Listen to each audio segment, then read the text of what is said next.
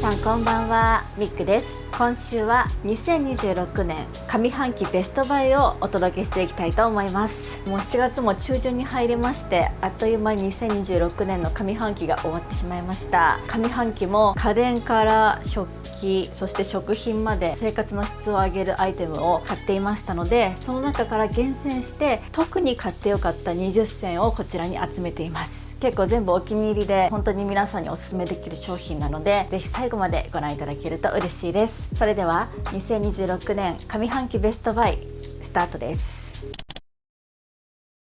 はい、それでは2026年上半期ベストバイ、カテゴリー別にせずにちょっと順不同にお気に入り順からご紹介していきたいと思います。まずはこちら、抹茶オロジストの抹茶メイコです。この小さな缶に 20g の抹茶パウダーが入っています。作法とかはねあまりよく分かってないけど、見よう見まねで家で抹茶を立てて、そして抹茶ラテを作るのが結構好きなんですけど、また夏が近づいてくるにあたってアイス抹茶ラテ飲むようになって、でいつも使ってる抹茶パウダーが切れたから、この新しく抹茶オロジストのこちらの抹茶が缶のねビジュアルもすごく可愛いし、買ってみようと思って買ってみたんですけれども、もう本当に美味しくて、いつもの抹茶ラテが本当カフェの味になったんです。なのでね、今年の2026年上半期のベストバイ1位に挙げさせていただきました。この抹茶オロジストはイギリス発の抹茶ブランドなんですよ。だからちょっとね、この入れ物とかもちょっと海外らしいエッセンスが入ってるなって思うんですけれども、抹茶自体は、京都の宇治で作られたものらしいです。この抹茶オロジストのメイコという種類はキャラメルのような甘さを感じられつつ、そこに抹茶のほろ苦さが絶妙に相まって、ただ抹茶を立ててそのまま飲むだけでもすごく美味しいんですけど、これを本当にラテにするとめちゃめちゃ美味しいんです。いつも朝食の時のお供に抹茶ラテ作るんですけど、もう本当にそれがカフェの味になるので、その美味しい抹茶ラテを飲んで朝から気持ちよくスタートできる、そんな抹茶です。これはね、お菓子作りとかにもね使ってもすっごく美味しいし、ちょっとねお値段は高めなんですけど、でもそれでも納得の美味しさです。ぜひね、気になる方は買ってみてお家で抹茶立てて飲んでみていただきたいなと思います。はい、次はこちら、エアキスの 5in1 歯ブラシです。これもですね、皆さんにおすすめしたい商品なんですけれども、旅行好きの知り合いから教えていただいて、でそして買ってみて使っているものなんですが、この可愛いねパッケージの中には個包装された小さな歯ブラシが12個入っています。 5in1 歯ブラシということで、この個包装を開けて歯ブラシを出すと、まずね歯ブラシのヘッド部分、ここで歯を磨きます。でそのヘッドの中にマウスウォッシュを含んだマイクロカプセルが内蔵されてます。歯を磨いている時にちょっと歯磨き粉だったりとかマウスウォッシュ的な効果をね発揮してくれるんですけれども、でそしてヘッドの裏の部分、ここに舌磨きするための凹凸がついてます。でブラシの反対側ですね、反対側にはデンタルフロスがついてて、デンタルフロスと歯磨きの柄のところをちょっと引っ張ると中にね歯間ピックが内蔵されてます。これが 5in1 と名付けられているゆえんですね。いやこういうね小さな旅行用だったりとかポーチに入れとけるような歯ブラシって、前ねコルゲートのこういう小さな歯ブラシをベストバイでご紹介したことがあると思うんですけど、そのコルゲートの歯ブラシはこういう袋の中に歯ブラシ自体がそのまま入ってて、でそれで持ち歩くタイプで個包装されてなかったんですね。なのでこの皿のままの歯ブラシをこのポーチの中にそのまま入れて持ち歩いたりするのってなんかちょっと不衛生だなと思って、コルゲートのその袋のまま旅行行く時に持ち歩いたんですよ。なので不要な本数を持ち歩いてたわけですね。ですがこのエアキスの 5in1 歯ブラシは一つ一つ個包装になってるので、とっても衛生的で、このままポーチの中に持ち歩いて口内ケアをできるという、そんなアイテムになってます。はい、次はこちら、古井智和さんのさざ波プレート LL サイズチェリーです。これもね今年買って本当に良かったアイテムの一つですね。これはね和菓子教室の先生がお教室内でこのプレートの上に和菓子を乗せて出してくれたことから素敵だなと思ってオンラインで検索して買わせていただいたんですけれども、このプレートはね2枚の板を剥ぎ合わせていることで木目をねデザインすることができているそうです。で表面にさざ波のように飲み跡がつけられているのでさざ波プレートと名付けられています。これはね食器を置くプレートとして使うのはもちろん食材をね直に置くことも可能です。しかもフライなどの油物も OK だし、ケチャップとかカレーなどのちょっと色がつきそうなものを置いても大丈夫というようなことをオンラインサイトで書いてありました。プレートとしてはちょっとお高めだったんですけど、買ってからの使用頻度が本当に高くって、お茶を飲む時の茶器だったりとか茶菓子を置くそういうセットに使ったりすることもあるし、朝ごはんやお昼ごはんなどのワンプレートとお茶が乗るちょうどいいサイズ感で、この古井智和さんのさざ波プレート LL サイズはとっても重宝しています。人にもねこれどこのって聞かれたり褒められたりするそんなアイテムです。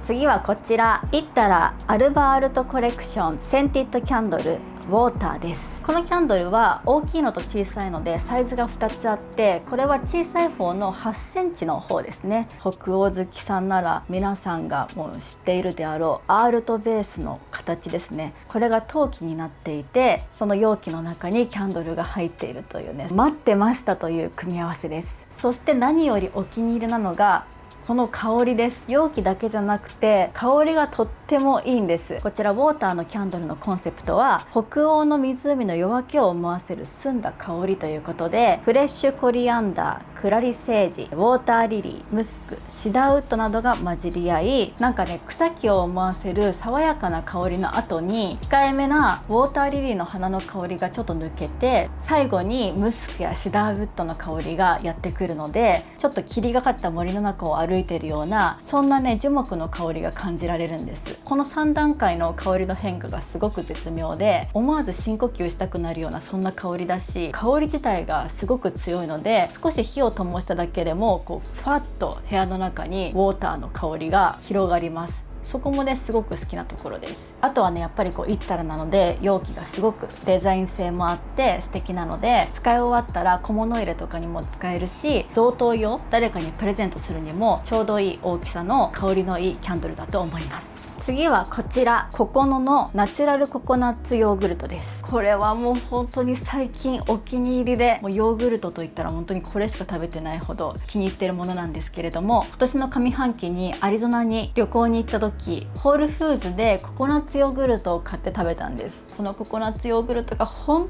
当に美味しくて、もう忘れられなくて、日本でも食べれないかななんて恋しがってたんですけど、そこからその後ポツポツとこのココノのねココナッツヨーグルトを見かけるようになって、で一回ちょっとね試しに買って食べてみるかということで買って食べてみたところ、ホールフーズで買って食べたココナッツヨーグルトと本当にもうまんま一緒の味で大歓喜ということで、こちらココノのココナッツヨーグルトはココナッツミルクと植物性乳酸菌をベースに寒天やこんにゃく粉で作られた無糖のヨーグルトです。ココナッツミルクの優しい甘みとプルンとしたほんのり弾力を感じられる舌触りがもう本当に大好きで、ココナッツ風味が好きな人はぜひ試してほしい、それほどもうお気に入りで大好きなヨーグルトです。私はこれにチョコ系のグラノーラをかけて、バナナとココナッツファインちょっと乗せて、そして蜂蜜をちょっとかけていただくのが一番好きな食べ方ですね。はい、次はこちら、無印の発酵導入エッセンスパッドです。これは今年のスキンケア系のアイテムで一番買ってよかったアイテムですね。というか一番リピートしているものです。無印の人気商品の発酵導入化粧水、これをベースにエッセンスパッド用に調整した液をこのパッドにね染み込ませているらしいんですけれども、この液のね染み込み具合がちょうど良すぎるんです。このパッドは拭き取り、肌に叩き込んで導入する、あとはパックとして使うっていう 3way の使い方ががあるんですけれども、特に私はフェイスパックの役割として朝晩毎日使っているんですが、本当にさっきも言ったようにパッドに染み込ませる液の量がちょうどいいため、フェイスパックとして使って全然液だれしないんですね。かといって乾燥しているわけでもなく、しっかりとね保湿もしてくれます。無香料でパッドの密着感も最高。このエッセンスパッドを毎日使って何か肌に対して特段すごい効果が出ているというわけではないんですけれども、いい意味でのこの特徴のなさというか、それが本当に毎日使いにちょうどいい、どんな肌の状況の時にも使える、そんなエッセンスパッドになっています。で、次もう一つ無印良品で買ってよかったものがあるんですけれども、こちら天竺編みのクルーネック長袖シャツと涼感スカートパンツ、このセット、これがもう本当にルームウェアとして大活躍してくれたセットです。まずこちら天竺編みのクルーネックの長袖の T シャツなんですけど、もうこれが本当に良すぎた。使用感がありすぎるんですけど、本当にね毎日洗濯して毎日着てるんですけど、これはね強電子を使っていることで清涼感があって、かつ肌触りがいいので、やっぱり部屋の中でクーラー使ってるとちょっと肌が冷えてきたりするじゃないですか。なので半袖というよりも長袖の方が部屋で快適に過ごしながら体の冷えっていうのをね守るのにちょうどいいかなと思ってて、汗ばむことなくさらっと肌触りもよく過ごせる、そんな長袖シャツで、そこにこちらの涼感スカートパンツなんですけど、スカートパンツということでパッと見スカートを履いてるようなシルエットになるパンツですね。太めのパンツなんですけど、まずねこのウエスト部分がゴムなのでお腹周り苦しくないのと、シアサッカー素材なので肌触りも良くて、でこのズボンの部分がね太めなので下からねいい感じにクーラーのね冷たい風が入ってきて、もう本当に涼しくて快適です。とにかく着やすかった。洗濯の乾きもいいし、暑さが収まるまでこれをねもう何度も着て着倒そうと思います。それぐらいお気に入りのセットです。次はこちら北白川講談店さんのステンレス炉&火力調整可能アルコールランプセットです。私がお家で一人お茶会と称して一息つきたい時にお茶を飲んで楽しんでいるんですけれども、その中で一番便利だったアイテムですね。お湯をねコンロで沸かしてからテーブルに持ってきて飲むのではなくて、テーブルの上でお湯を沸かしてお茶を飲むことができる。それができるのがこのステンレス炉と火力調整可能アルコールランプセットです。テーブルの上にこれを置いてコトコトとお湯を沸かし続けることでゆったりねお茶の時間を楽しむことができますし、特にこの火力調整可能のアルコールランプが本当に優秀で、しっかりねお湯を沸かしきった後は火力を弱めてちょうどいい温度にね保ってくれます。次はこちらアラビアのパラティッシュシリーズのお皿です。13センチのボウルと25センチのオーバルプレートです。これはですね年明けにアラビアの店舗に行った時に中身が見える福袋ということで、こちらのパラティッシュシリーズのほとんど全種類が入ってる特別セットみたいなのが売ってたんですね。でパラティッシュシリーズはいつかね持っておきたいなと思っていたので、このタイミングでほぼ全種類をしかも半額ぐらいの値段で買えるなんてと思って奮発してね購入してみました。でこのパラティッシュシリーズのお皿をね半年間いろんなサイズのものを使ってみたんですけど、その中で一番使えたのがこちらの13センチのボウルと25センチのオーバルプレートです。このボウルはもう朝のねヨーグルトボウルを作る時だったりとかスープを入れる時に本当に重宝しました。でこのオーバルプレートはやや横長なのでワンプレートご飯を作る時によくこのお皿に乗せて食べてました。こういう柄物でしかもカラーが入っているお皿自体に主張があるものって使う頻度ってそんなに多くないのかなって思ってたんですけど、むしろこういう柄が入ったお皿に料理を乗せることでよりそのね料理自体が華やかに見えるし、献立に色味が少なかったなっていう時にこういうカラーもののお皿を使ってあげるとちょっと色が足された感じが出てくるんですね。なのですごく想像以上によく使いました。北欧好きだったら1個はね持っておきたい、そんなパラティッシュシリーズほぼ全種類使ってみて、その中でどのサイズと言われたらこちらの13センチのボウルと25センチのオーバルプレートです。参考にしていただければなと思います。次はこちらアシュリー・ウォード著動物の秘密です。この上半期は自分の本ですね、一人で旅するフィンランド、その執筆に追われていたので読書をほとんどできていないんですが、その数少ない読書時間の中で一番面白かったのがこちらの動物の秘密ですね。こんな分厚い700ページもある辞書みたいな本なんですけれども、一度ページをめくるとずんずん読み進めてしまう、そんな本になっています。動物の秘密ということでオキアミの話から始まり、アリやバッタ、そしてチンパンジーなどいろんなねこの動物の秘密がこの本に隠されているんですが、さまざまな動物の社会の話がシームレスにつながっていくのが読みやすいポイントになっています。ネズミの話を読んでいたと思ったら気づいたら象の話に移り変わっていた、そんな風に話をね移行していってくれるので読んでいて飽きません。いつまでこのネズミの書読んでるんだろう、そういうことがなくて一個一個の動物の社会について簡潔にまとめてくれているところがこの分厚さでも読み切れるポイントになっています。私たちはね人間と動物は別、そんな風に物事をね語ることが多いかななんて思うんですけれども、本質的には同じなんだなって思わされるし、動物の社会を通して私たち人間の社会を顧みれる、そんなねいい機会を与えてくれる本でもあります。あとは動物の雑学がこの本にたっぷり詰まってるので、この本を読んでから人との会話の中で〇〇っていう動物も人間とね同じようなこんな社会を形成してるんだよみたいな、そんな話のネタにもなる本になってます。ちょっと分厚くて手に取るのためらってしまうかもしれないんですけれども、もう読んだら本当に面白いし損はないので、本屋で見かけたら手に取ってみてください。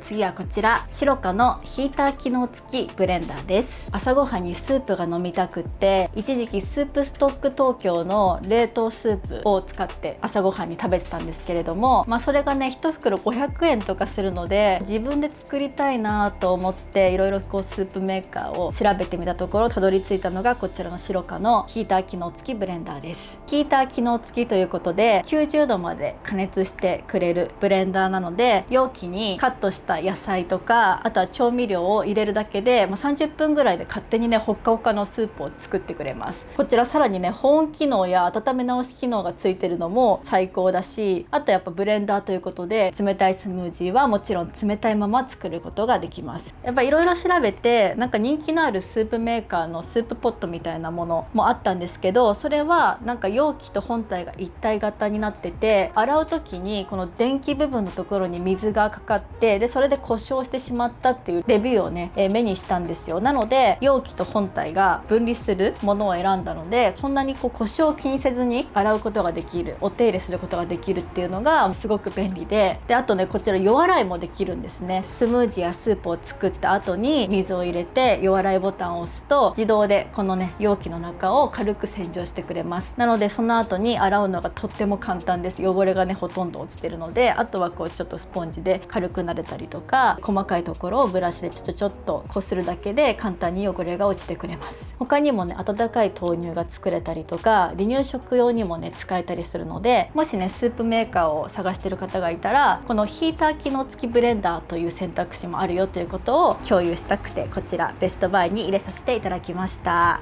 次はこちら 3COINS のマグネット付きハンディファンです。6月とかね、あと7月の初旬はそんなに暑くなくて、今年は冷夏かな、涼しいのかななんて余裕をねかましていたら、もう今週ぐらいからもう一気に暑くなって、もう本当にこういうハンディファンなしじゃ外歩けないぐらい今暑いですよね。そんな時に最近持ち歩いてるのがこちらの 3COINS のマグネット付きハンディファンです。手持ち、スタンド、そしてここにマグネットがついてるので、この携帯のねマグセーフのところにつけてこういう風に使える 3way のハンディファンですね。特にこうやってねスマホにつけれるのが最高です。スマホにつけることで片手が空くというか、普段ねこうやって手持ちのハンディファン持ってスマホをいじるとすると両手が塞がるわけじゃないですか。でもこうやってスマホにねマグセーフでつけることで片手が空くので、他のところにこの余った手を使えるというね、このミニマムさというんですか、これがすごく気に入ってます。あとは何より軽くて薄い小さなバッグの中にも入ります。風量も3段階調節できて、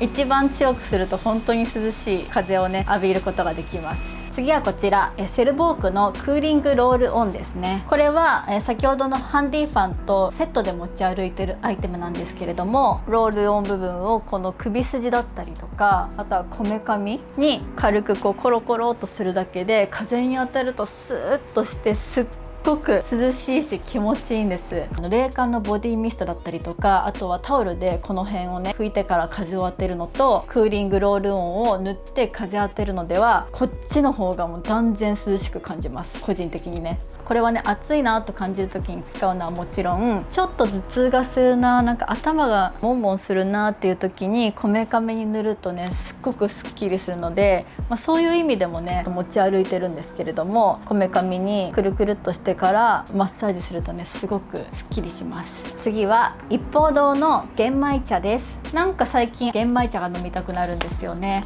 なのでいろいろスーパーでねいろんな玄米茶買ってみたんですけれども、この一方堂のティーバッグタイプの玄米茶が一番美味しいし使いやすいなと思って愛用していて、ベストバイに入れさせていただきました。お茶をサクッと飲みたい時にやっぱティーバッグが一番楽ですよね。茶葉の始末が本当に楽なので、もうティーバッグタイプっていうのはもう必須なんですけれども、さらにねこのチャック付きの入れ物に入ってるところも使いやすい。これもなんか無印の発酵導入エッセンスパッドと同じく本当にいい意味で癖がない、毎日毎日どんな気分の時でも飲みたくなる、そんな玄米茶になってます。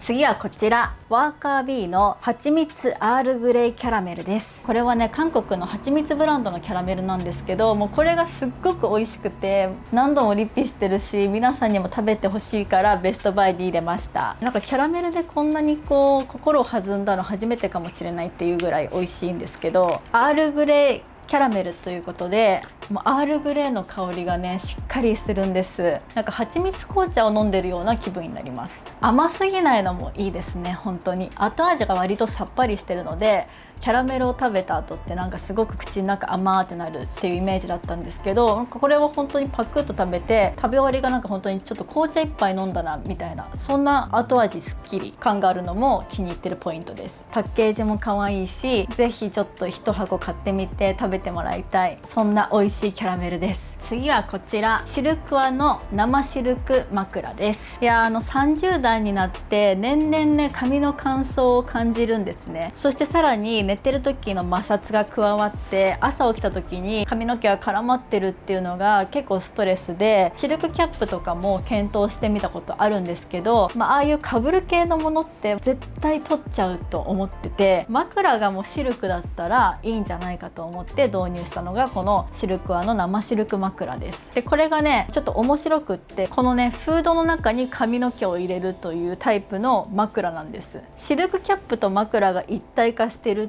ていうタイプのものを購入したんですけど、実際これね買ってから使ってみて、この中に髪を入れて寝ることはもうね1回か2回でやめましたね。なんかこの辺まで被ることができるんですよ、目のね下ぐらいまでで、ちょっとアイマスク的な感じで眠ることができるんですけど、なんか結局やっぱりこの辺に布があるとなんか寝つけなくてうわーって外しちゃって、このフードの上に普通に枕として寝て過ごしてました。でもそれでもちゃんとこの枕自体が大きいので髪の毛がしっかりこの枕の上に乗ってたからか、朝のこの髪の毛の絡まりがもうほんと極端に減りました。朝の串通りが違います、全然。なので本当に買ってよかったなと思うんですけれども、でも次ねもし買い替えるとしたらこのフードタイプじゃなくってもう一個ラージっていうねもっと大きい頭から肩ぐらいまでをカバーしてくれる縦長の枕がシルクワにあるんですけど、それをね買ったら完璧かなと思ってます個人的に。次はこちらです。アラビアムーミンホリデーラッシュ2026サマーです。アラビアのムーミンマグはいろいろ集めてるんですけれども、その中でも1、2を争うほどデザインと配色が好きなムーミンマグが今年出ました。オレンジと水色に白、この配色が夏らしくてキャッチーで、あとねこのムーミンママが旅の荷造りをしてる感じが魔女の宅急便のキキが荷造りしてる感じを彷彿とさせて、もうすっごく可愛くて、これでお茶飲んでる時にねもうこの絵柄をじーっと眺めるのが本当にね幸せな時間です。あとこのムーミンマグ旅支度がテーマなので、内側のところにですね鍵や窓枠の下にあるよっていう置き手紙みたいな、その柄がね入ってるのもすっごく可愛いです。ぜひね今販売中なので、ムーミンマグ集めてる方はもちろん、初めてのムーミンマグデビューしたいなっていう方に本当おすすめのマグカップです。次はこちら、チャコットのコンプレクションクリエイター N クールです。夏の汗や皮脂はもうチャコットに任せたというぐらい、夏の外出で時間とともにドロドロになっていく私の肌、それをね一塗りでサラサラにしてくれるのがこちらのチャコットのクリアパウダーです。パフでねパウダーの表面をちょっとなぞって、でちょっとテカってるなっていうところにパフをね置いて押さえていく。それだけで一気にね肌がサラサラになります。このね肌を手で撫でた時のベタベタ感が本当になくなるんです。あとこの持ち歩き用の入れ物、この薄さがもうちょうどいいですね。本当にポーチに入れてかさばらないし、あとは鏡がねすごく大きくてメイク直ししやすいのもね嬉しいポイントです。最後はこちら、カレンソロジーのハンドスモッキングワンピースブラックです。デパートに買い物に行ってる時にカレンソロジーの店舗で偶然出会ったワンピースなんですが、もうこれがすごく可愛くて今年のベストバイに入れさせていただきました。まずはこのバスト部分ですね。職人の手によってふんだんにあしらわれたこのハンドタック、これが本当に美しくて、そしてこの胸の開き具合ですね、この部位の開き具合がちょうどよくって、こう首が長く見えます。そしてこの肩部分のねこの肩紐も可愛い。あとは何といっても上質なコットンをたっぷり使っていて、そして A ライン気味になってるので、動くたびにねふわりと揺れるこのシルエットがねすごく可愛いなと思います。それでいて通気性も良くて涼しい、もう何より涼しいのがもう嬉しいポイントです。シンプルな黒のワンピースなんですけれども、デザイン性だったりとかシルエットも良くて、大人の女性のサマースタイルが完成する、そんなワンピースになってるんじゃないかなと思います。はい、そんな感じで私の2026年上半期ベストバイをお届けしてまいりました。いかがでしたでしょうか。毎週動画を見てくださってる方はもうそれミクさんが気に入ってるのはもう分かったからっていうぐらい、多分ね何度も動画に登場したりとか、これいいですよってお伝えしてるものがねいくつか入っていたかなと思うんですけれども、初出しの商品もあったりして、食品から家電、そして食器、服に至るまで幅広くご紹介できたかなと思いますので、皆さんのお買い物の何か参考になれば嬉しいなと思います。後半の最近同様ラジオでは私の彼のベストバイもいくつかご紹介しますので、続き動画をご覧いただけると嬉しいです。それでは最近同様ラジオをお楽しみください。ミクでした。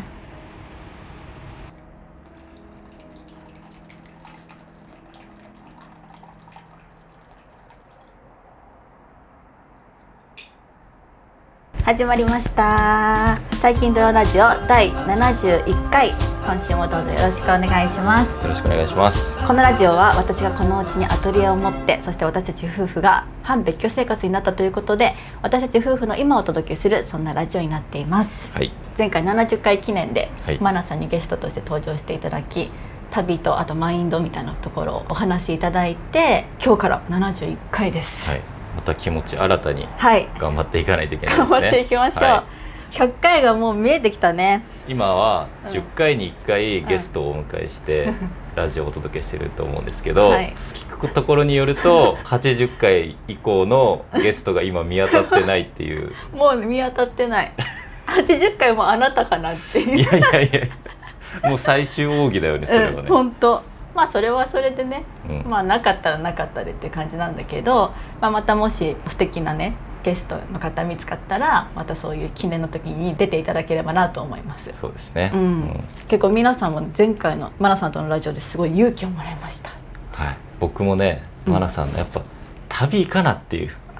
ので、そうだよなって、今までももちろん聞いたことある言葉だったし、そのマナさんともね、もう何年間か交流させてもらってる中で、やっぱあの人が喋る言葉ってさ、なんかズンってくるんだよね。わかる。なんかやってる人だから本当に。だから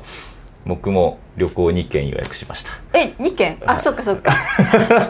国内旅行でしょ。はい、年内一応2件用意して、なんか行けるチャンスがあればもうどんどん、もう行こうと思って。そうね、なんかいいマインドをまたいただきました。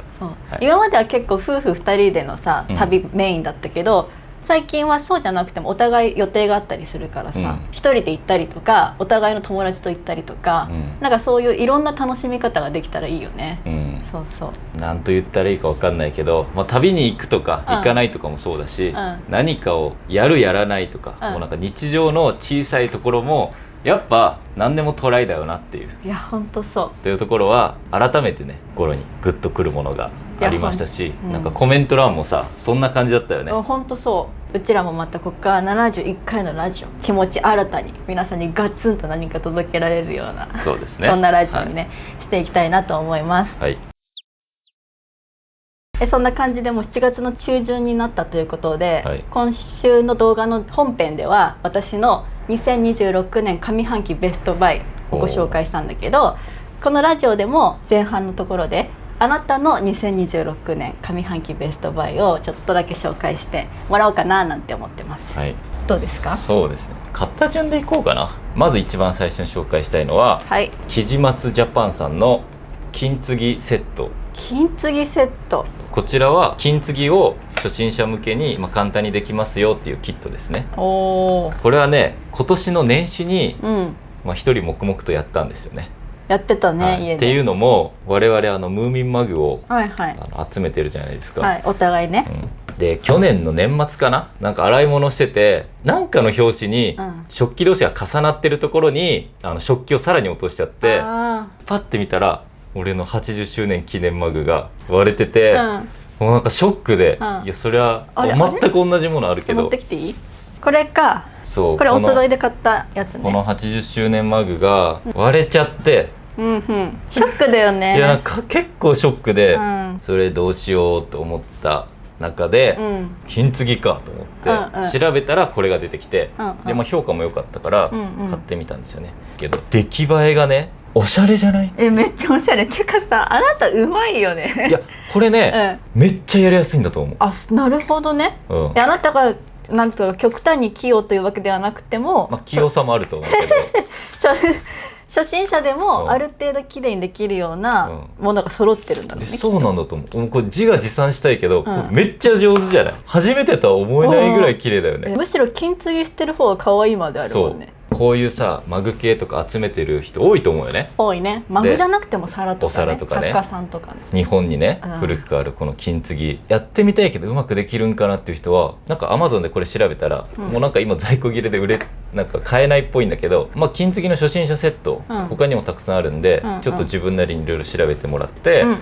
挑戦してみるっていうのはありだと思う。確かに。やっぱ割れるやん陶器だから。そうね。でもそれをこんなにね、おしゃれに復活できるっていうちょっとベストバイと言っても過言ではないし、ちょっとねこれ以降割れても俺には金継ぎがあるって俺は思う。嬉しい。私も割れたら全部金継ぎにしてもらおう。あとね楽しい。楽しかった、なんか日常でやるのはあれだけど、俺もこれお正月休み中にやったりとか、ちょっとさ間ができる時ってあるやん。それまで貯めといて一気にやるとか。で今だったらお盆休みとかね。そう、ちょっとね無心にもなれるし、いいんじゃないかなっていうおすすめです。なんか金継ぎってもうなんか体験でしかやれないんだと思ったけど、こう家でもできるんだね。ワークショップ流行ってるよね。そうでもあれはさやっぱさ割れてる食器がないとできないからそう金継ぎをやりたいっていう思いでスタートはできないでしょ。そうね。だけど割れた時に金継ぎって思える候補として覚えておいてほしいなという。なるほど。では1個目金継ぎセット。渋いですね。結構面白かった。では2個目。2個目がこちらですね。何ですかそれ？これはパーセイっていうブランドのエアーアイマスク、いわゆる 3D 型の睡眠用アイマスクですね。ちょっとこうウレタンっていうの？そうね、ちょっとふわふわっとしたアイマスクなんですけど、この立体設計がありとあらゆる顔の形にフィットするっていう。確かに、アイマスクでなかなか見ないこの裏面。そう結構立体系のやつも僕いろいろ買ったことあるんですよ。でアイマスクだけで俺結構買ってて、これに出会ってから最高すぎて、もうこれ以上のアイマスクは存在しないと。最高の眠りにつけてる。最高のアイマスクだと思います。すごいわ。すごいよね。遮光っていうの？そう、遮光力がめちゃめちゃ高くて、あといいね、こうまぶたに圧迫しないから。そう目に当たんないんだよ。すごいフィット。ちょっと強めにさ、うんうん、巻きたい時とかあるんですよ、うんうんうん、でその時も目に押し当たらないし、うん、実際顔に触れる部分も柔らかくて締め付け感がないし軽くて軽い、確かに蒸れない。あ、確かに。これすっごいわ。これすごいんだよ。なんでこうやってアイマスクをたくさんこの人が試してるかっていうと、僕らが一緒に住んでる家の方は、まあ、基本的にベッドルームのところはブラインダーなんですよね。そうね。でブラインダーは、まあ、もちろん開閉が楽とかさ調光が簡単にできるんですけど、明るさをゼロにはできないんですよ。そうね。いくら完全に締め切ったとしても、うん、その時にもう僕はもう真っ暗じゃないと寝れないタイプ豆電球ですらもう嫌になるタイプなんですね、でもあなたはもう太陽の下でも熟睡できる人なんで、まあ僕一人で、対策を練ればいいかということでこのアイマスクをねいろいろ導入してるんですけど、まあ、遮光力はね他にもいいのってたくさんあるんだけど、だろうね、この軽くて蒸れない、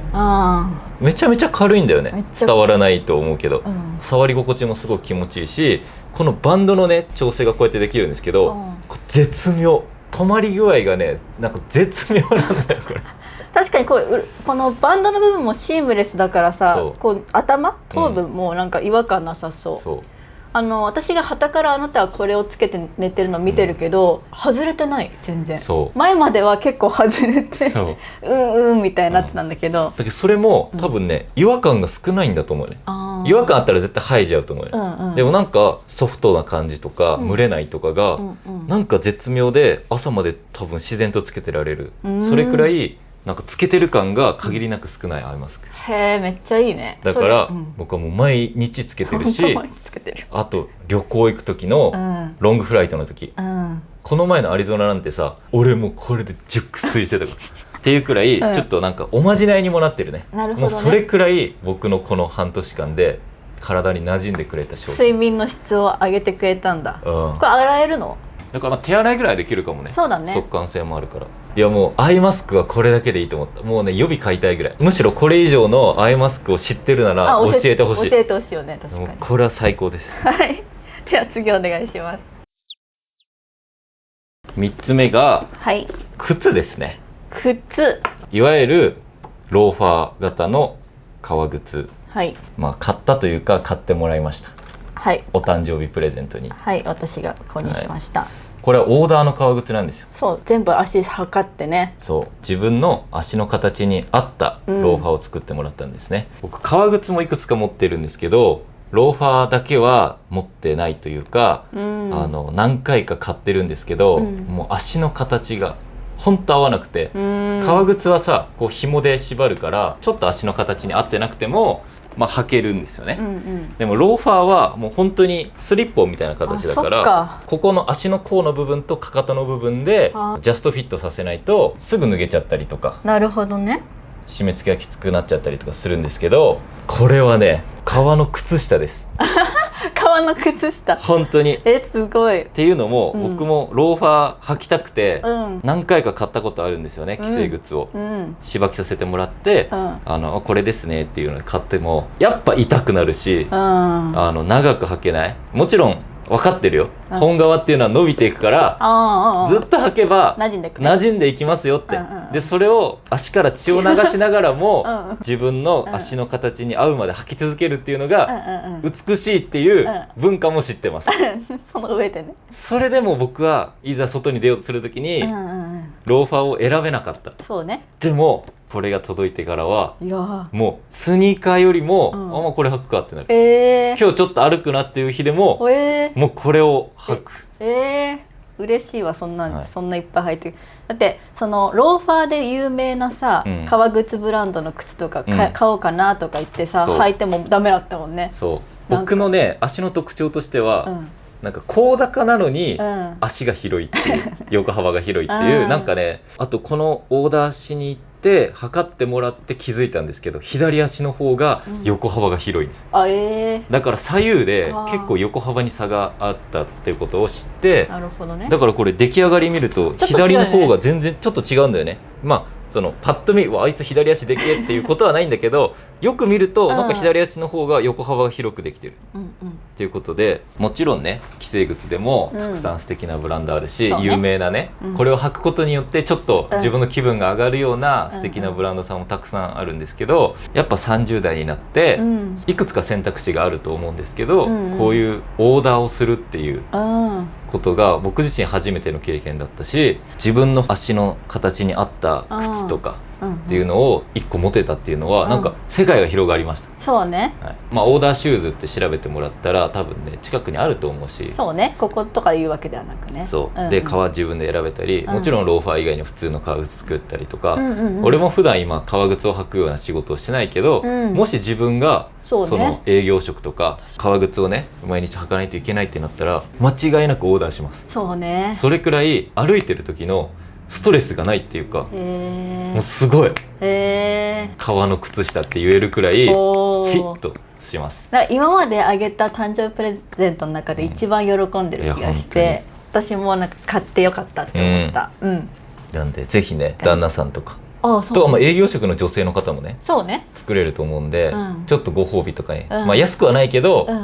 まあ革靴でね、ソールが張り替えれるやつはソールさえ張り替えれれば、もう一生履けるって言われてるんで、これはね僕の生涯のお供になります。私もなんかそれ見てさ、オーダーの革のブーツ欲しいなと思った。ちょっとこれはね言ったらさ体型はさ変わるじゃん、だから一生もののなんかジャケットとか言っても、やっぱさ体型変わったりさ雰囲気変わったらでも足の形ってよっぽどじゃないと変わんないから、だからこういうところに投資するっていうのはいいと思うし、もし既製靴とかで足の形がなんか合わないんだよなとか、最初からなんか馴染ませるまでしんどいな苦手だなっていう人はオーダー一択です。オーダーです。あとオーダーのスラックスが作れるところがあったりとか、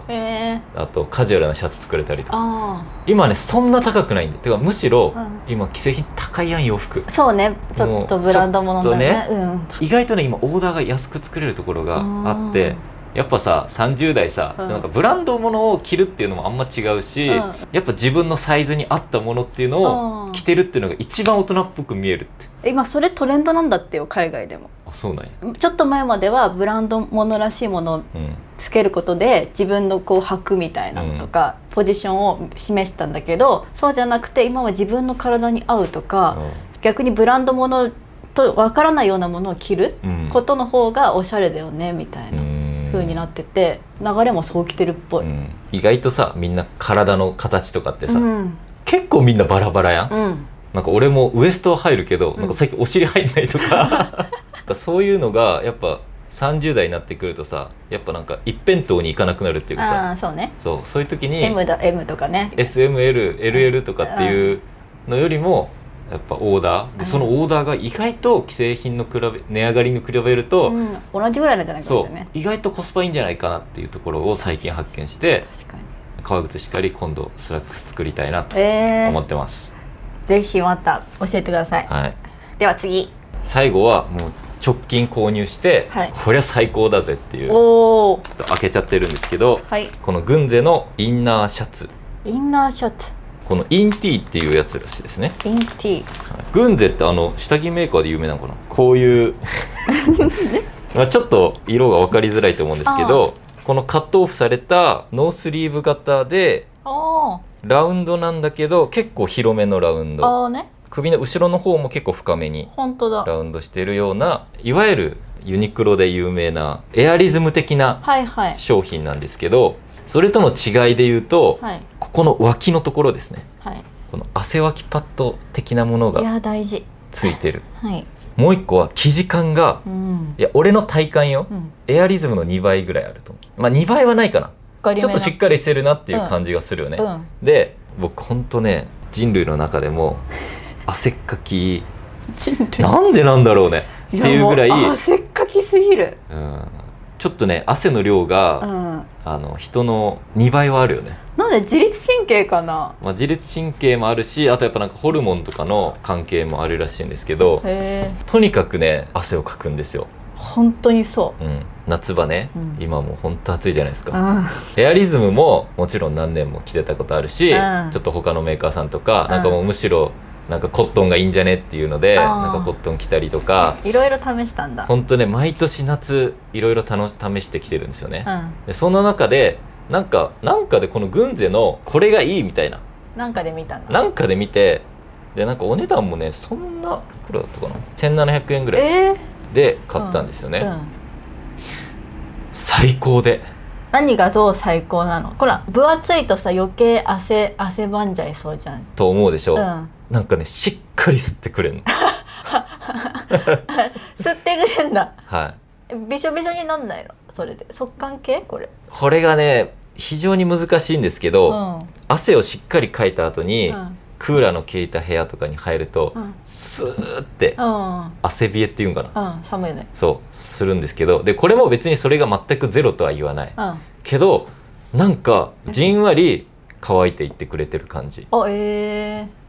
するんだ、体感ね。そうでなんかそんなに寒ってならないへーっていうのもなんかこの絶妙な厚みと生地の素材なんかな。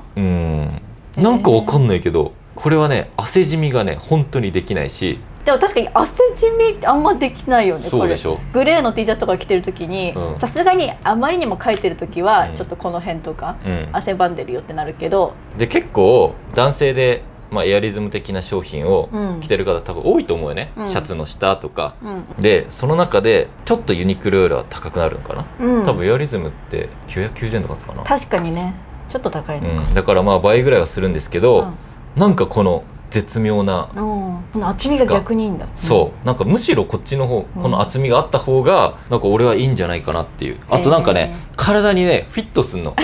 なんていうのかな、エアリズムってちょっとダボっとしてんだよ。あ、そうなんだ。したことない。ピタって感じじゃなくて、でもこれはもうピタって、あ、そうなんだ。そういうサイズ感なのか分かんないけど張り付いてるみたいな。そうそう。あとここがやっぱり襟ぐりが開いてるのもいいよね、いろんな服に対応できるよね、シャツとか。シャツの人でもちょっとボタン2個ぐらい開けれそうな感じ、開けれそう、ただこれの、もう唯一の弱点、これ1枚の時クソダサいもうでもこれ1枚で外出ることはないんだけど、家の中でね。そう家の中でなんかちょっとだけ自尊心が崩れるくらいダサいっていう。わかる。ただこれの機能性と効果っていうのはもう本当に今まで試してきた夏のインナーの中ではもう抜群に。じゃあもう世の汗っかきお父さん、もうぜひプレゼントしてほしいね。そう女性も着れんのかな。私も欲しい、汗っかきだから、女性用もねあります。買おうかな私も、よくわかんないけどこれ普通に洗濯機入れて乾燥機までかけてます、けど別に全然大丈夫そうだよね、なんでもうこれ1枚をガシガシ使って。なるほど、夏ね、ガシガシ使ってなんで、多分女性用もあるし、旦那さんとかに買ってみてはいかがでしょうか。確かにいいね、もうほんと暑いからね。もういきなり暑くなったしね、突然。これぐらいですか？この4点ぐらいですかね。ありがとうございます。結構あなたはそう、こだわりもあるし、なんだろう、買い比べもするから。そうアイマスクとか買う前にも比べまくるからその中でいいものっていうのをご紹介できたんじゃないかなって思います、また2026年下半期もまたベストバイで何か紹介してくださいで、ぜひ。そう、あればね、もうなかったら言わないからなるほど。ここから先はコヨトリさんからのお手紙読んでいきたいと思います、福岡県在住30代コヨトリネームレモンパスタさんからのお手紙です。ミックさん、先生、こんにちは。こんにちは。お二人の会話が大好きでいつも動画楽しく拝見しています。私は好きなことにずっと情熱を捧げられるオタク気質な人に憧れがあります。というのも私はとんでもなく飽き性で、いつの間にか何かにのめり込むことが少なくなってしまいました。ミクさんのこともマリメッコやディズニー、ムーミンなどミクさんといえばと言えるイメージがつくくらい、長年好きなものを好きで居続けられるところや、気持ちいいくらい好きなものを集めるところが大好きで憧れです。質問ですが、そんなミクさんも好きなものに対して飽きやマンネリを感じる瞬間はありましたか？そしてもしもう違うかなと感じる時が来た時、今まで注ぎ込んできたものを手放しますか？それともまた好きになる時が来るかもと思って取っておきますか？素朴な疑問ですがお二人のお話聞きたいですということです。これはお二人って言うけどあなたじゃない？確かに、私めっちゃオタク気質だけど、あなたはオタク気質ではないもんね。ないね。どちらかというとレモンパスタさん側？そうね、飽きる、これ買おうと思ってバーって買っうこともあるけど、やっぱ続かないね。確かに。私、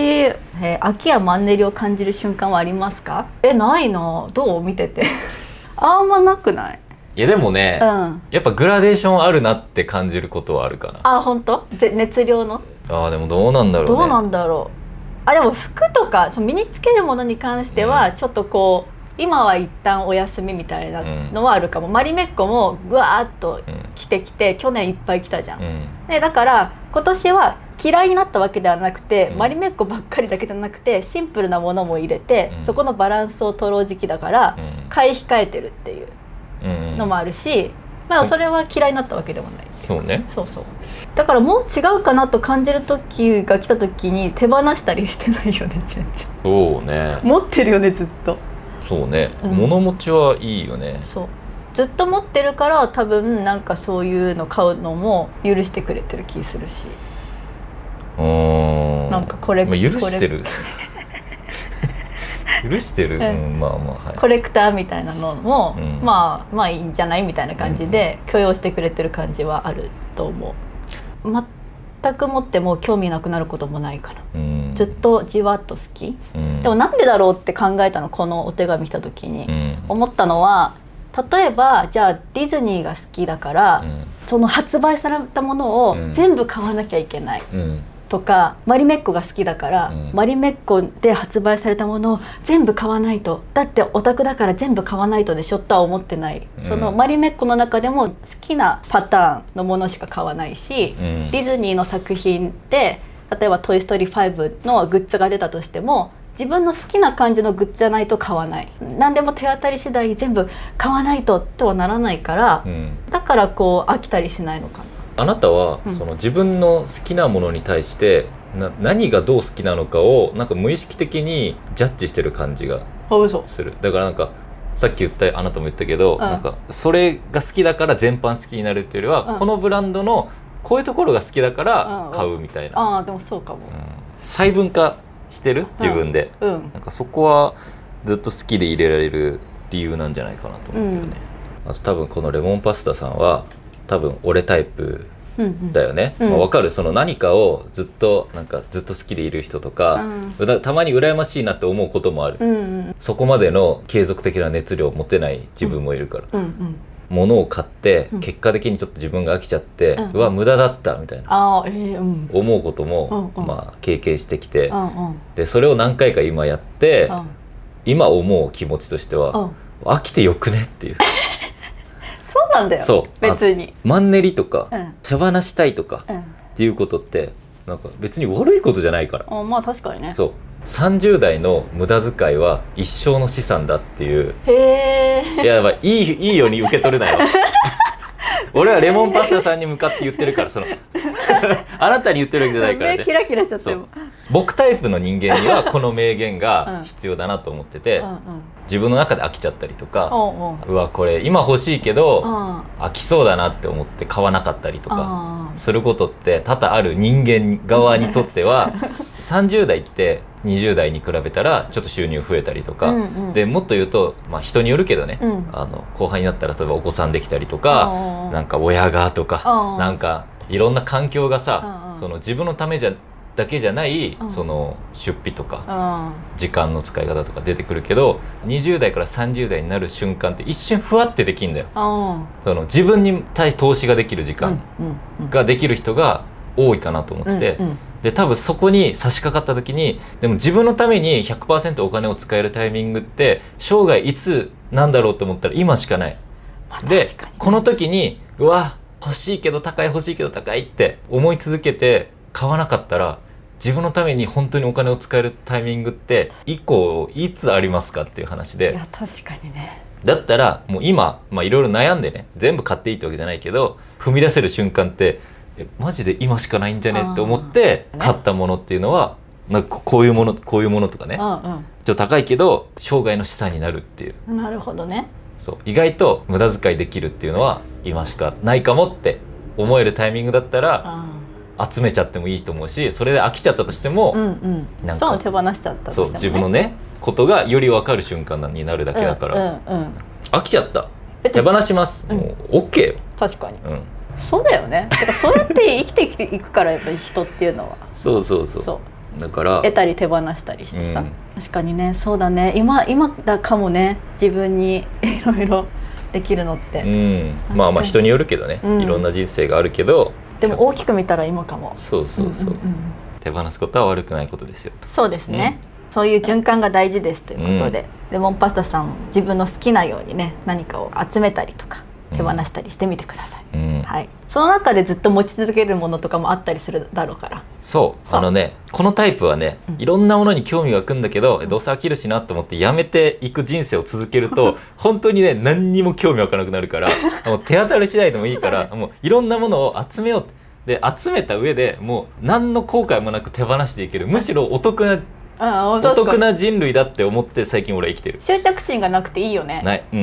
大丈夫。逆にこっちは執着心がありすぎてそれに固執してしまうところがあるから、そう世界が広がんなかったりするからね、そうこっちばっかフューチャーされる気持ちも分かるけど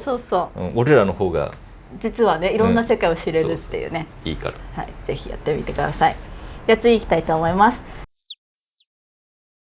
東京都在住28歳コウヨトリネームアトムさんからのお手紙です。ミクさん先生、こんばんは。こんばんは。いつも動画とラジオを楽しみにしています。昨年9年付き合っていた彼とお別れし、久しぶりの独り身ですが、最近出会いがなく困っています。私はこの人と直感で人を好きになるのではなく、一緒に過ごしていく中でこの人いいかもという感じで気になっていくタイプです。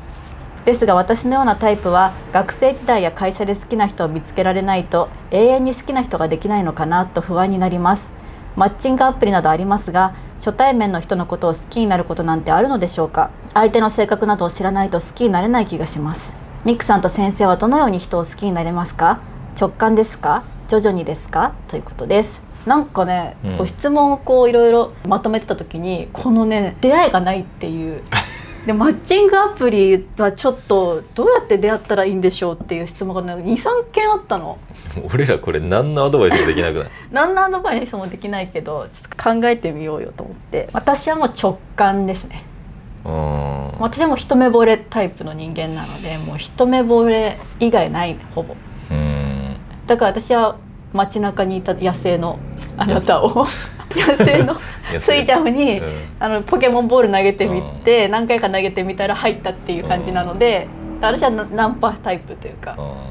だから私マッチングアプリちょっと苦手かも。いや俺らの時代なかったじゃん。そうなかったけど、私は今でも多分街中でポケモンボール投げると思うな。どうするんだろうね。どうするんだろう。俺がただ一つ言えるのは、もう会社とかはもう絶対ない。その同じコミュニティにいる人はもう絶対ないっていうか、もうそのコミュニティに入った瞬間はあると思うよ。初めて出会った時。でもなんか長らくなんか 2,3 年一緒に何かやってて、突然気になりだすとかはもうないしないね。ないわ。逆に初対面以外あんのかな。あなたってどうやってさ、あんまなんかそういう恋愛のさ、起伏を感じられない人だから私はガンガン言ったんだけど、どういう風に人を見てるの？まあ話し合いができるとかじゃない？話し合いができるとか、なんか着目点が似てるとか。それが、まあなんか一緒にいたいなみたいなつながるってこと？いやでも分からん。俺もう何年も前、10年以上前だから、その当時はさ、学生とかだったから、そのリスクがないわけよ。そうね。そのなんていうの、そんな将来像も思い描けてなかったし、なんかリアリティがなかったから、なんかむしろなんか何がリスクかもよく分かってない。でも今もし皿の状態で誰かと出会って結婚しろっていうミッションが来たら結構しんどいかも。なんか失うものもあるから。そうね。あとより人のこと見極めちゃうしね、あの時より。人を見る目超えたじゃん、絶対20代前半より今の方。なんかその全てが減点方式になっちゃいそう。加点ができなくなっちゃうっていうかも。だろうね。だから大変だよね、本当に。どうやって人を好きになったらいいんだろうね、今この便利な世の中で。でもさ、何が目的かよね、結婚においてさ。結婚によって何を得たいかじゃない？東京で28歳で独身なんてさ、めちゃめちゃいるやん。むしろ独身の方が多いんじゃねって思うけど、僕らはたまたまさその自由な仕事っていうかさ、あんまり場所に縛られないような仕事をしてるから、例えばお互いの実家が離れててもさ、まあどうにかなるなって思ったりもするけど、人によってはさもう30代超えてきたらさ、なんか将来的にはなんか実家の方にとかさ、地元にとか、この会社にいるってことは都内に住んでるけどなんか家族持つならちょっと都心から離れて通勤するようなとか、なんかいやまだ将来どういう働き方が決まってないとか、あまりにも判断する材料が多すぎてもうベストってないんだと思うよ。いや確かにそうだね。で俺らもさ今会ってたらベストかって言われたらベストとは言えないよね。そうね、今会ってたらお互いさ不安定なさ、職業でさ、あなたとかさ私に巻き込まれてさ、SNS に出るかもしんないとかね、そういうの嫌な人だっているじゃん普通に。そうもうベストはないよ。確かにないね。100点みたいな人とか出会えるとかないか。ないと思う。学生とかもっと若い時は50点から100点にしようとゆっくりさ、まだそのお互いにさ成長の余地があるから寄せれるんだけど、大人になって確かにある程度の基盤ができてね、どうすんだろう、何を大事にするやろうね。まあでもさっき言ってたみたいにどこに住むのかとかビジョンが明確にある場合は、やっぱりマッチングアプリを使ってそこがこう合致してる人に出会う確率を増やした方がいいよね。もし俺がアトムさんの立場なら、全く自分と普段関わらないコミュニティに行くかな。例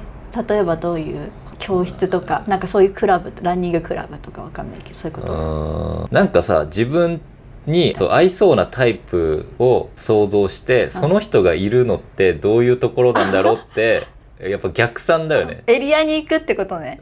こういう人たちがいそうなエリアで、夜なんか飲み行ってみるとか一人で。そうある程度ガチガチじゃない理想像をいくつかパターン化して、そういう人がどこにいるのか、もう本当あれよね、マーケティングと一緒よ。ペルソナ設定してそういう人たちがどこにいるんだろうっていう戦略的に行く。で自分の価値と照らし合わせながら、もうここは合致してんじゃねっていう、なんか7割ぐらいの条件満たしたらこれは一回付き合ってみたいなとかいう戦略をもう戦略的に行くしかないから。確かにそうだ。なんとなくはもう無理だと思う。そうだね、いやもうそれ確かにすごいいいかも。エリアとかに行ってそこで友人関係作ったらそこから紹介とかもあるしね。それっぽいコミュニティがいるところって絶対あるやん。あるね。東京に特に住んでらっしゃるからアトムさんも、確かにそれめっちゃいい。そうかも。でもそれ以外なくない？だけどもうリアル版マッチングアプリだよねをやるしかないんじゃないかな。私がね今いろいろお教室行ってる中で、陶芸教室に行ってるそのお教室のメンバーはもう本当に私みたいな生活をしてるから、例えば私が独身だったらここからなんかいい人いませんかねとか言って紹介してもらうと同じような人が現れるんだろうなって思うの。それはそうかも。さっきそのお教室に行ってそこで見定めるわけじゃなくて、そういうコミュニティの人につながりがありそうなところに行って紹介してもらうっていうね。ふわっと言っとくと、なんかあそこでなんかそういうご飯会があるから来なよみたいな、絶対ありそうだから、で和菓子教室は全く別の場所にあるんだけど、そこで出会う人と全然違うのやっぱり。だからもう場所とかそういうのあるわと思った。だからもう初対面の人を好きになるなんてことあるんでしょうかって言ってるけど、多分逆なんだよね。その初対面はゼロじゃないんだよ。ゼロから加点していくっていう恋愛じゃなくて、70くらいであって、そっから減点と加点を繰り返しながらやっていく。だけどそもそもその70点がいるところに自分が飛び込んでいく。なるほど。でそこでの初対面はゼロからスタートじゃなくて、70スタートからいけるから。なるほど。そっからこう下げたり上げたりして、でその70がキープされてるんだったらそれはもう合格点なんだ。確かにっていう考え方。そうだね。もうねノラはもう無理だよ。俺はもう無理。ノラは20代ぐらいにしておかないとダメやっぱ。ちょっとやっぱ危ないって思われると確かにね、今の時代ノラちょっと危ないかもね。確かにそれすごいいいと思います。いやせっかく東京に住んでらっしゃるから、そうだよね、いろんなコミュニティがあるから、やっぱリアル版マッチングアプリを立ち上げるしかないと思います。そうだね、それめっちゃいいと思います。では次行きたいと思います。京都府在住32歳コウヨットリネーム冬木さんからのお手紙です。ミクさん先生こんにちは。こんにちは。孤独と孤立の回を聞いてお聞きしてみたいことがありメッセージを送らせていただきました。こちらの回でミクさんは誰かのために動画を作っていない、自分のしたいことややりたいことをしているだけといったようなことをおっしゃられていましたが、多くの人に発信することで誰かに何か言われるかも、もしかしたらひどいことを言われてしまうかもと怖くなってしまうことはありますか？多少はあられるのではと思うのですが、そういった不安に駆られた時、どのように不安を払拭されていますか？個人的なことで恐縮ですが、昔は楽しくスラスラ書けた小説が社会人になって人の目を気にすることが多くなったせいか、人の反応が怖くて書けなくなってしまいました。そのこともあり参考にさせていただきたいです、ということです。これなんかね、何回か前に私は極論言うと自分のために動画とか作ってるから続けられるしっていう話をしたんだよね。その上でなんか発信することでなんか誰かに何か言われちゃうかも、怖いかひどいこと言われるかもっていう不安に駆られることありますかということなんですけど、どうですか？いやそりゃありますよね、常にありますけど、結構慣れたっていうのはあるかも。ちょっとその恐怖に慣れ出してはいる。やっぱ6年7年とかやってるので、最初はめちゃめちゃ怖くて、結構メンタルねブレてた時とか、特に1冊目の本出した時らへんとかは結構そういうのが怖かったみたいな、怯えしたりもしたんだけど、慣れたっていうのもあるし、なんかこう作品本出したりとか動画出したりする時にジャッジされるじゃん、これは面白くないとか、これはなんか違うって言われるのってすごい悲しくなっちゃうし苦しいんだけど、でも自分が何か映画を見た時に、最初初見で見た時になんかこれ微妙だったなって思って映画館出ても、何年後かに DVD とかで見た時にめっちゃいいんだけどみたいなっていうことって今までの人生でめちゃめちゃあったのね、だからその見る人の状況と私の今の状況が噛み合ってないとか、発したものと見る人が受け取りたかったものが違かったりすることもあるから、もしかしたら長い目で見続けてもらえたらいつかリンクすることが、すごい共感するって思ってくれることがあるんじゃないかっていう、そこの希望を持つことで何か言われちゃうかもっていう怖さを払拭してるところはあるかもしれない。どうだから見てくれてさ、そんなに私はそういうなんか言われることに対してそこまで怯えてる今はね感じないじゃん、でもどうです？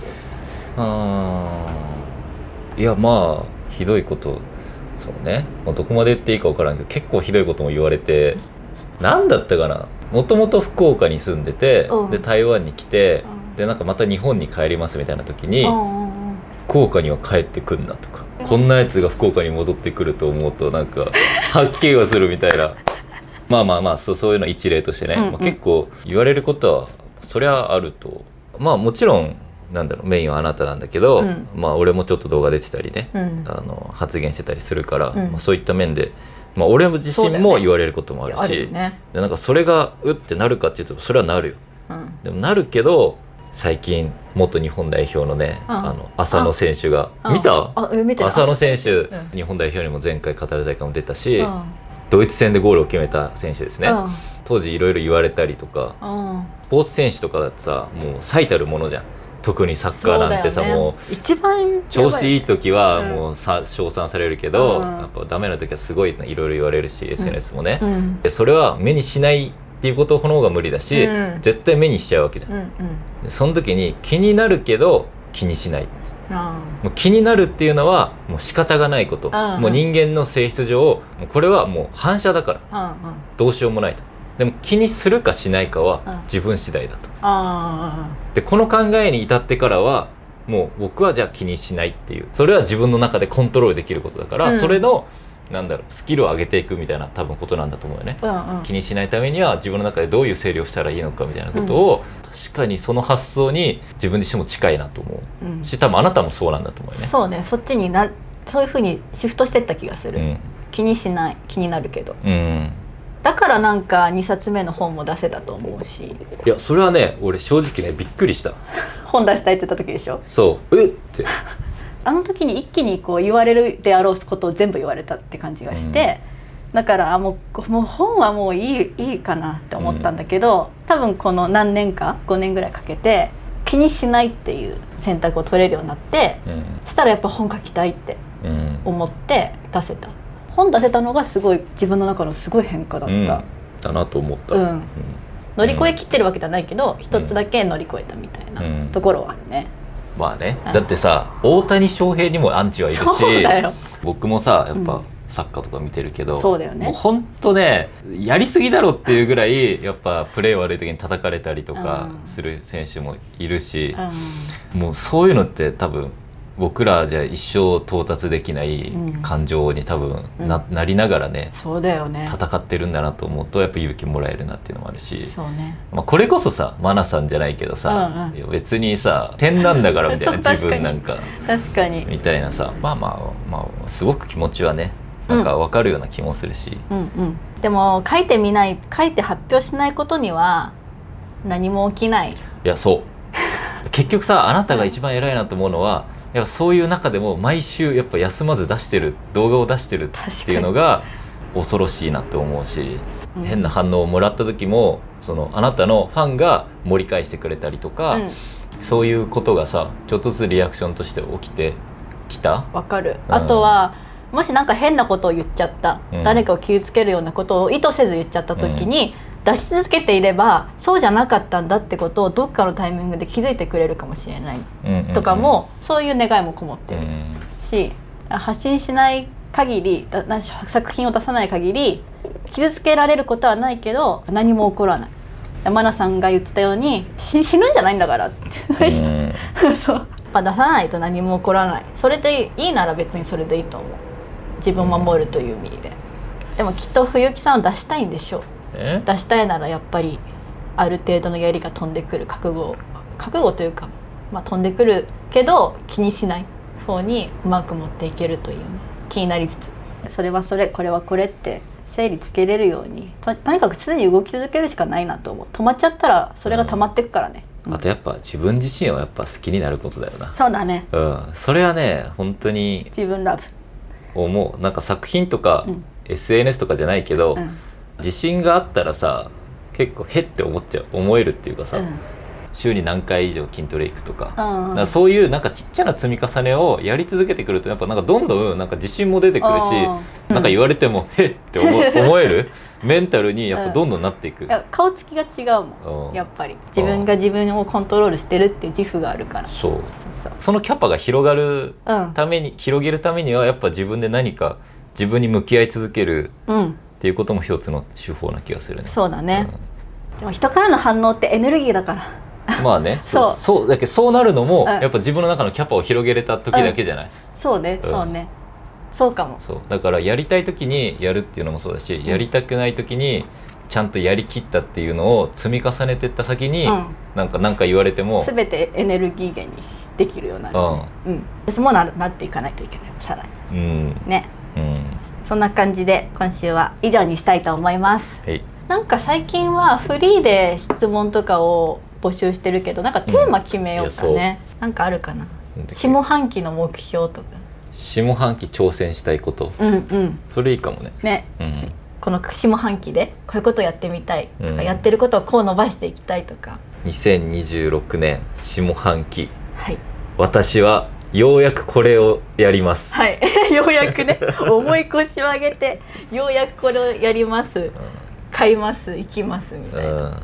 というのを募集したいと思います。なので皆さんこのコメント欄にコヨトリネームと居住地や年齢をつけてコメントしていただけると嬉しいです。それではまた次の動画でお会いしましょう。バイバーイ。